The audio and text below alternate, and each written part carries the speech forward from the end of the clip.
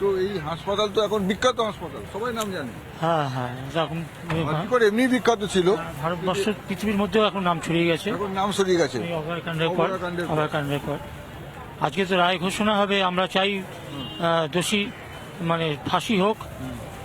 যে নৃশংস হত্যাকাণ্ড হয়েছে আমরা, এবং যেভাবে যেভাবে হাসপাতালের ভেতরে এই ঘটনা ঘটেছে, আমরা চাই যে দৃষ্টান্তমূলক শাস্তি হোক। এটা বিরলতম ঘটনা।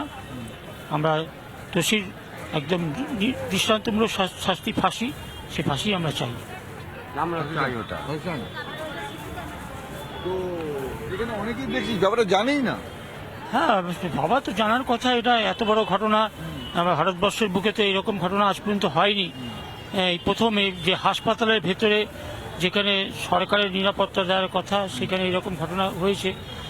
আমরা দৃষ্টান্তমূলক শাস্তি চাই, ফাঁসি চাই, এবং এই আরও যদি কেউ যুক্ত থাকে সেখানেও তারও যেন তদন্ত পূর্ণাঙ্গ। ওনার মা যেটা বলছে যে এই সঞ্জয় রায় একা নয়, আরো অনেকে থাকতে পারে এর সঙ্গে। সেটা তো আমরা ঠিক জানি না, কিন্তু যদি সেরকম ব্যাপার হয়, সে তদন্ত করে যদি সেটা যদি তার তদন্ত করে যদি তার আরও কেউ বের হয়, তারও যথোপযুক্ত